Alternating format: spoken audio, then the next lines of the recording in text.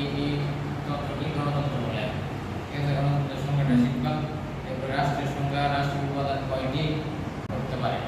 এই তত্ত্বটি গণতন্ত্র বলে। ঠিক আছে, গণতন্ত্রের সংজ্ঞাটা শিখলাম। এরপরে রাষ্ট্রের সংজ্ঞা, রাষ্ট্রীয় উপাদান কয়টি।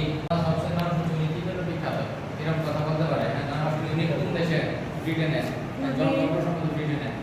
রুশোর গ্রন্থ দ্য সোশ্যাল কন্ট্রাক্ট, এটা খুব ক্যাসাল একটা প্রশ্ন আছে যে আপনার সাধারণ আজকে লাস্ট ক্লাস এলাকা সবাই ভিডিও করে দিচ্ছি।